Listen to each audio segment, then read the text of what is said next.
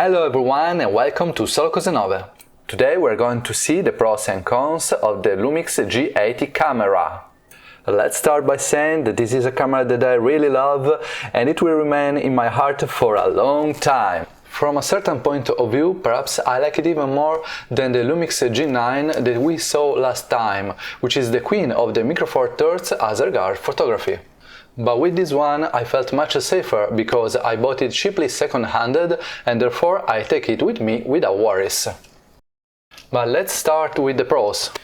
It has a 16 megapixel Micro Four Thirds sensor, which is absolutely sufficient to take excellent photographs and record videos in 4K 30 fps. Therefore, it is good for doing most of the jobs we are used to. It has tropicalized body, so we shouldn't be afraid to take it to slightly extreme situations with a few drops of rain or sand and wind. All in all, it's very light and resistant, the plastics are excellent and it has excellent grip and an excellent feeling in the hand. Below we have a battery that works very well, holds quite a lot of photos and videos. The SD card is not down here with the battery, which is not bad because if we have mounted the adapter, we don't have to disassemble it every time to open the drawer.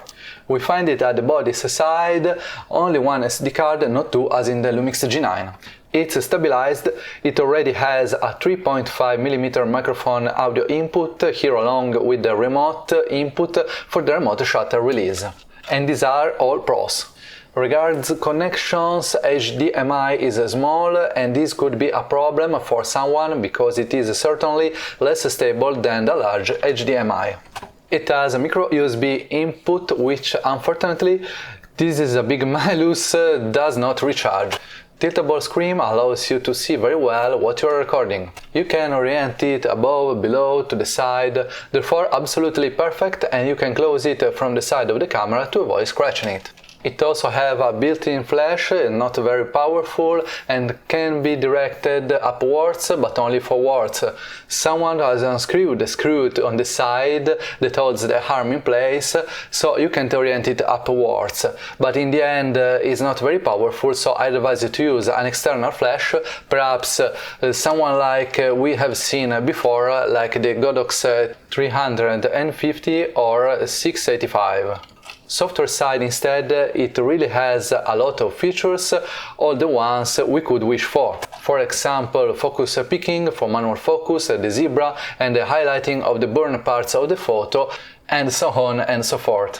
It also has a dedicated record button here for the video, the selector for manual continuous focus directly on the body, but we probably already saw this in the camera review as well. And I must say that for the price it has in the second-handed, it is truly a jewel that you can take on with little money and take exceptional photos and videos. But before moving on to the cons, I remind if you like this video, you can leave a like, subscribe to the channel and activate the bell so you won't miss other content of this type and help our channel to grow. Thanks! Furthermore, on the website solocosenove.it you will find a mini photography course and a lot of useful material that you can download and view directly online. Moving on to the cons, we have a 16 megapixel, which are good enough to do practically everything, but they are not the 25 megapixel of the Lumix G9, the 50 megapixel, the 200 megapixel of smartphone. But if you are a photographer, you know well that the amount of megapixel does not affect the success of a beautiful photo so much, nor does it affect its quality. Perhaps the biggest drawback is that the USB cable doesn't recharge, so when you take it on a trip you'll need to have some spare batteries and then an external battery charger, which is always a bit boring. We already said that HDMI is small, so this also goes to the cons. Nothing else to say the hardware side. On the software side instead I can complain because the Vlog profile and the HLG are missing, so we don't have the possibility to choose a logarithmic profiles, so the videos are a little less performing, a little less beautiful. We obviously have the Cinelike D and the Cinelike V profile, if I remember correctly, which can be used to do a color correction in post, but it's not the same thing to have the log.